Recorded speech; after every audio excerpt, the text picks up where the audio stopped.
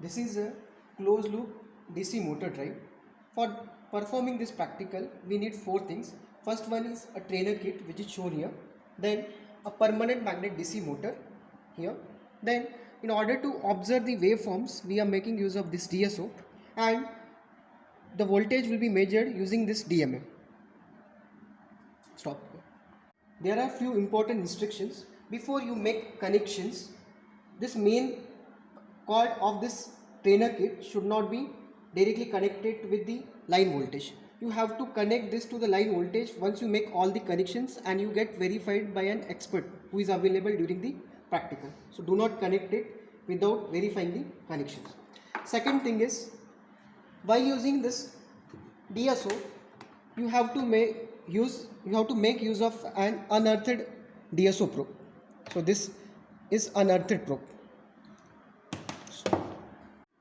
This is a DC drive trainer kit. In this trainer kit, we can perform open loop and closed loop control. Here you can see that this is a semi-converter fed permanent magnet DC motor drive. This is fed by 110 volt or 230 volt supply. But in our practical, we have applied 110 volt as an input to this single phase semi-converter. So here we get the DC average output voltage, which can be changed by changing the firing angle, and this output is connected to the load. Now as a load, we are making the use of this permanent magnet DC motor, which is shown here. This PMDC motor has permanent magnet, and we are exciting the armature voltage using this semi-converter. So you can see two terminals. This is a one terminal A1, this is another terminal A2.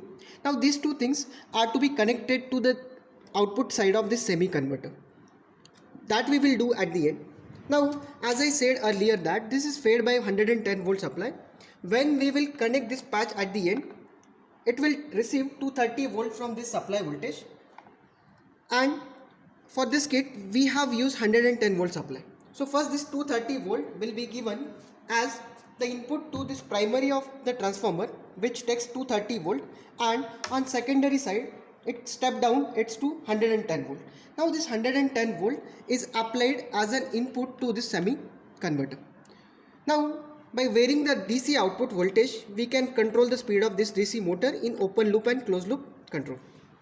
Now this section is called as control section. So this section is responsible for generation of the gate pulses which are required for conducting or controlling the firing angle of SCRs which are present in this semi converter. Now it consists of this line synchronizing circuit. Then line synchronizing circuit generates a sinusoidal signal which has frequency of 50 Hz. Then we have a triangular signal here, and we have generated an internal DC voltage at this point. So this point will be connected to this point, and here the comparator will generate the gate pulses. So these comparator pulses are further connected to the pulse stuffing circuit. The pulse stuffing circuit output is connected to the pulse transformer in order to provide the isolation. Now as there are two SCRs, there will be two pulse transformers. So these two get pulses of these two pulse transformers, that is, they are connected to the gate and cathode of the SCRs. So these gate pulses are connected internally. Now one more thing, all these connections are already made internally, so we don't have to connect it. Only thing is you have to observe it. And the last section here is, you can see that this is a feedback section. So feedback section is used for closed loop drive. So using this V reference, you can set the required speed, and we always compare the actual voltage by taking a voltage divider network, and depending on the error between the actual voltage and reference voltage, the error is calculated, and this error is sent to this comparator circuit to control the duty cycle in order to get the desired voltage and desired speed. Now let us make the connections.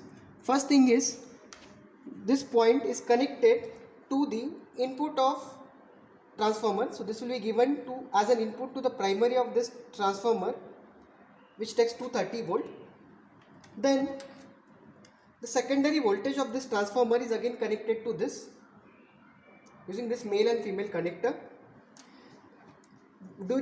While performing practical, you should know that you should not be touching to all these points, so you will keep them aside from this section. Now this 110 volt will act as an input to this semi converter. This is done through this step down transformer. Second thing is we need multimeter and load. So this load will be connected to this output side of this semi converter using this DMM connection. First I would suggest you to use these probes, patch cords, insert them, so they will give you the output voltage. At the same time, as they have some terminals to connect the motor, you can connect them here. So this will make sure that you will not be touching to the any live point directly. Now the next thing is you have to start performing the practical. So first we will go with open loop control. So in open loop control, this DC reference voltage which is available at point B has to be connected to this point A. Now you need to observe various waveforms of control signal first. So first connect this black terminal to the ground of this kit, and using this red terminal you will observe various waveforms.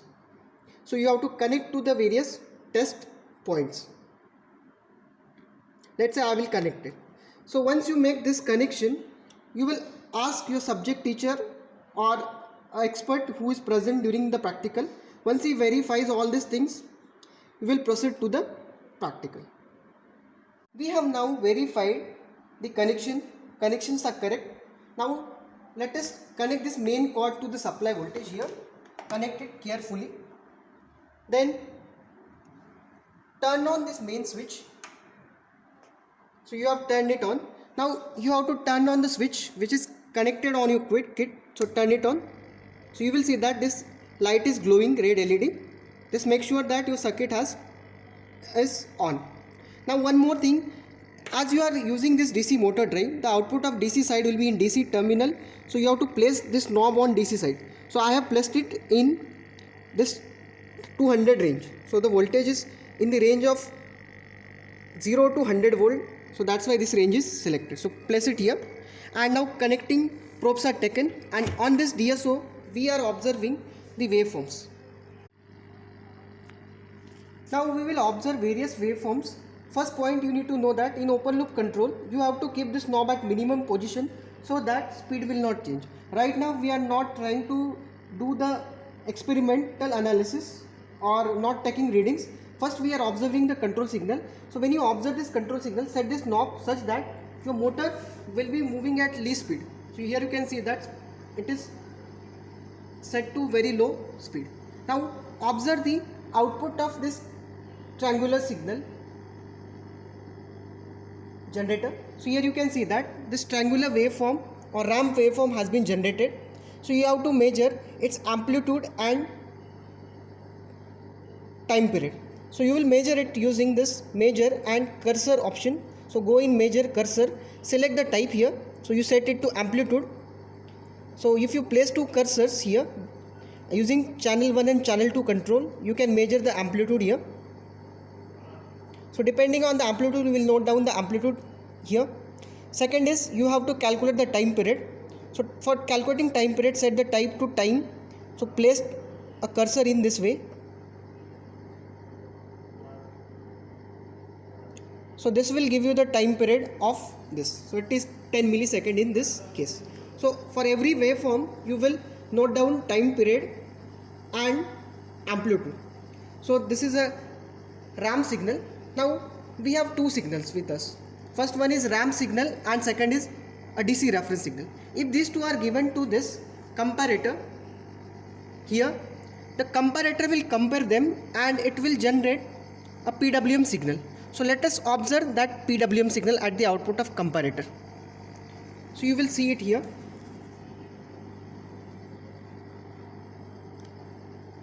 Now this is the output of this comparator. You will see that it has some on time and off time. Using this knob, you see the effect of it. So you can see that if you increase the T on time, the duty cycle is increasing, and that will further help to control the firing angle and voltage and indirectly the speed of drive. So see the effect. So take one reading at any position. So now we will measure that on time and off time with the method which I mentioned. So we will note down amplitude and time period of this, and you will see the effect of this knob on the pulse width. Next is you will observe the output of pulse stuffing circuit. So connect this to this pulse stuffing block. So this is the output of this pulse stuffing block. Observe this waveform. You will see that the output of pulse stuff circuit gives you more number of pulses which are stuffed at particular time period.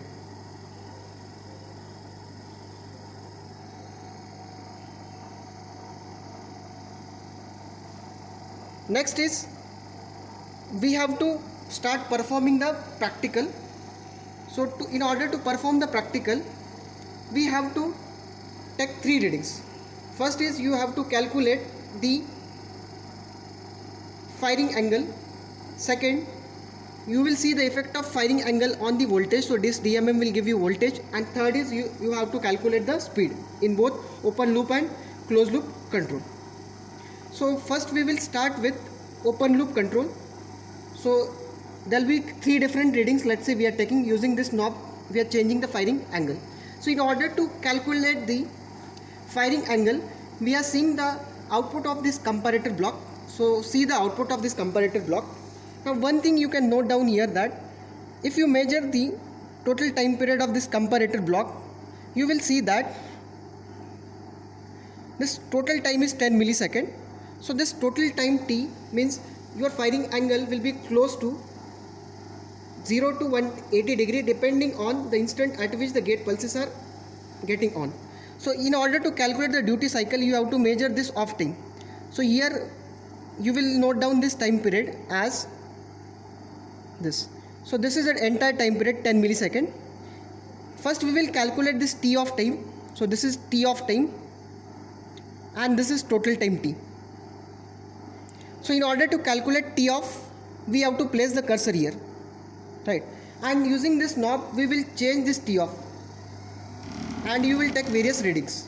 So let us take first reading for first position. So using this knob I am changing the position of this knob. So first you will calculate this t off period. So t off in this case is 7.9 millisecond. You will convert t off into firing angle alpha. Then you will note down the voltage. So in this case the voltage is 34.9 volt and you will calculate the speed. So using the tachometer one will calculate the speed.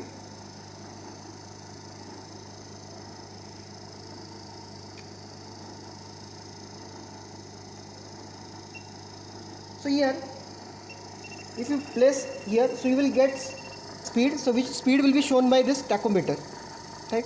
So you will repeat the same procedure for more number of readings. So in this case, for taking second reading, what you have to do is you will increase this reference voltage. Now you will again note down this t of time. So you will see that this t off has been decreased. So in this case t off is 7.6 millisecond. And now you will see that as we have decreased this t off, firing angle has decreased and the voltage has increased.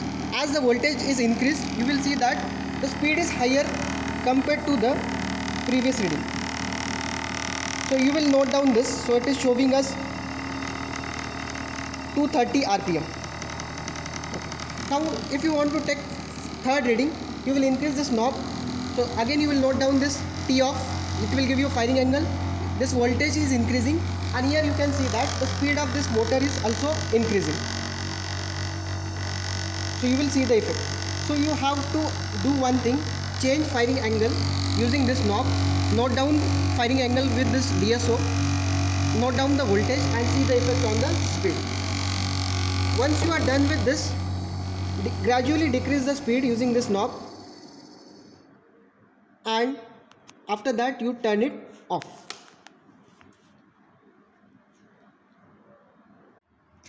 Now we will see closed loop control.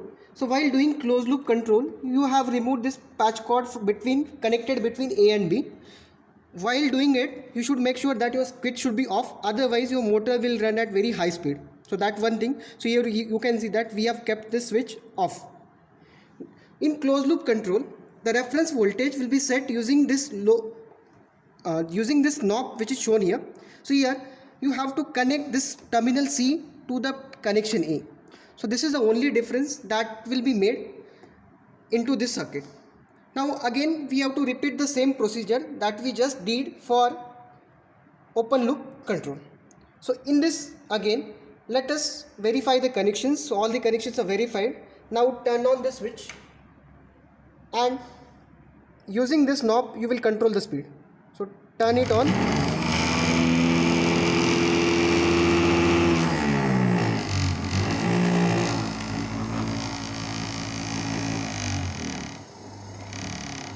Initially you keep it to minimum position.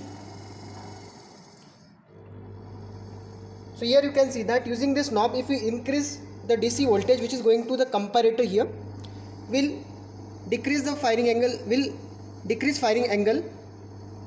If firing angle is decreased, output voltage will increase, and you can see that speed is increasing.